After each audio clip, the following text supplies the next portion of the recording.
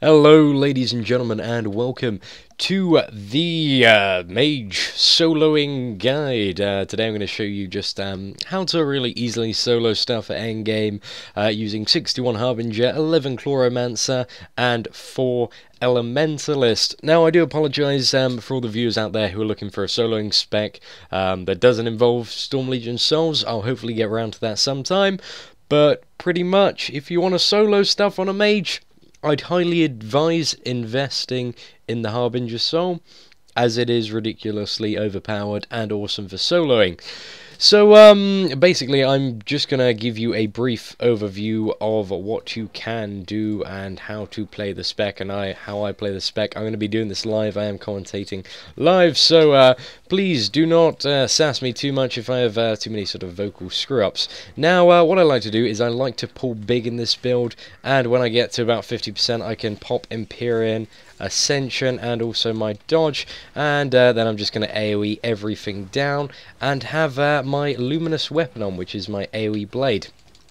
Now, you'll notice I'm using Bloom to top myself up with, and basically, essentially, spamming Lucent Slash and using Storm Nova off cooldown. So yeah, it's fairly straightforward in that regard. When you have Empyrean Ascension up, you can do really big and bold pulls like that, and get away with them really cleanly. I mean, you know, look, I didn't really drop below a sort of 40% health there, so, you know, I was doing fairly well for myself. So this is Greenscale's Blight Intrepid. For those of you who may not have seen this chronicle before, the trash is renownedly known to hit extremely hard, but I just tore through it like it was a piece of fragile cake. Let's use that analogy. So, basically the standard rotation is you want to keep Piercing Beam up. I'm really screwing up the rotation. And spam your slashing macro. When you have a proc of Eldritch Armour, use your spell macro. And when Tempest Wind is off cooldown, use that. So, it's fairly straightforward button mashing spec that you can really get yourself into.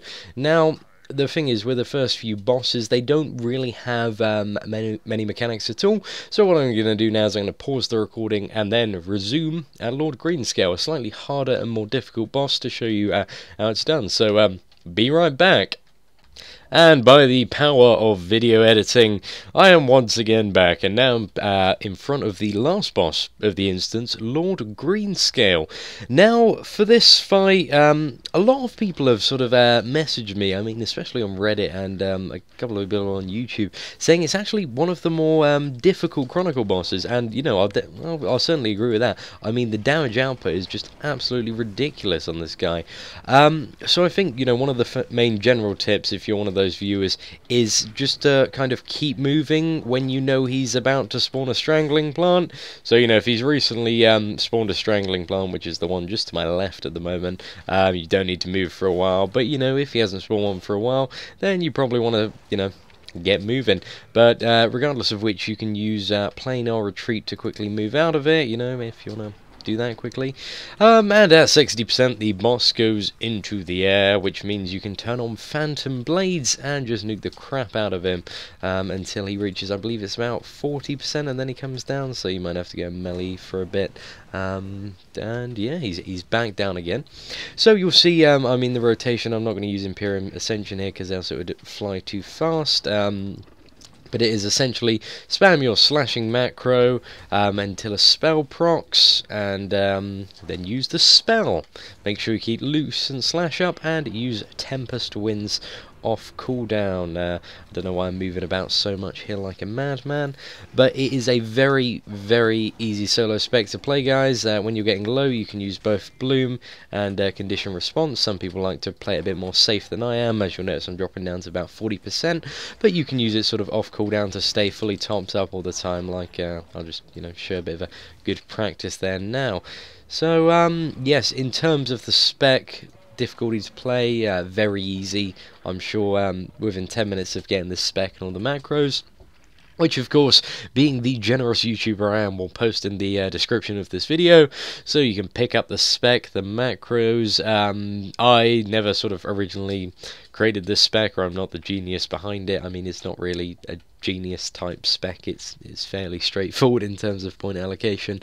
But yeah, anyways, if you have any questions about Mage soloing or anything, I'm pretty savvy in that area. So you know, if you want to know anything about Mage soloing, do let me know in the comments below, and I will do my best to answer any of them. So yeah, any tips or anything you would like, I believe I've covered most of my pro tips in this video, but please do let me know if you want to know about anything. Once again, ladies and gentlemen, thank you for watching, and enjoy the rest of your day.